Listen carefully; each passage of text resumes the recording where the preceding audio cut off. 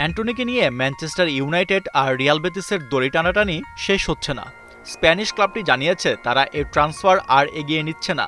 তাদের পক্ষে অ্যান্টনির বেতন এবং আর্থিক দাবি মেটানো সম্ভব নয়। মজার ব্যাপার হলো, এই স্টেটমেন্টের মাত্র কয়েক ঘন্টা আগেই খবর বেরিয়েছিল ইউনাইটেড ও বেতিসের মধ্যে ২১ মিলিয়ন পাউন্ডের একটি চুক্তি চূড়ান্ত হয়েছে।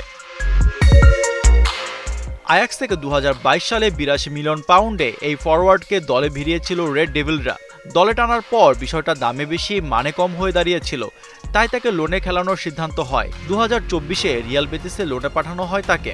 ভালো পারফর্ম করে বেতিস সমর্থকদের মনে জায়গা করে নেন অ্যান্টনি। অবশেষে স্প্যানিশ ক্লাবটি তাকে কিনে নেওয়ার সিদ্ধান্তে আসে।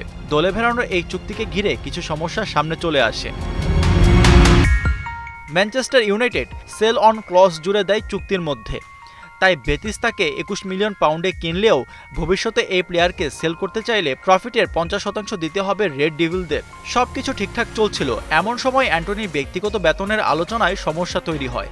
এত বেশি বেতন দিতে রাজি নয় লা লিগার ক্লাবটি। এদিকে এই ব্রাজিলিয়ান বলেন ম্যানচেস্টার ইউনাইটেডকে আগে তার কিছু বকেয়া বেতনও পরিশোধ করতে হবে।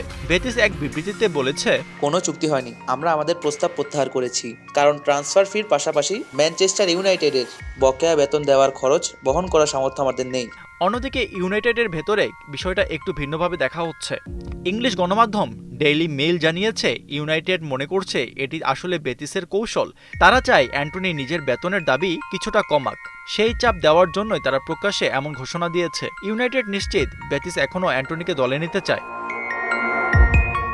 এখন প্রশ্ন হচ্ছে, অ্যান্টনির ভবিষ্যৎ কোথায়? ক্লাবটি এখন তাকে রাখতে খুব আগ্রহী নয়, আবার বেতিসও যোগ বিয়োগের হিসেবে এগোতে চাইছে না। ট্রান্সফার উইন্ডো শেষের পথে, তাই বিষয়টি এখন দাঁড়িয়েছে কে আগে আপোষ করবে, ম্যানচেস্টার ইউনাইটেড, বেতিস নাকি অ্যান্টনি নিজে। আশফাকুর রহমান, সিয়াম, ৭১।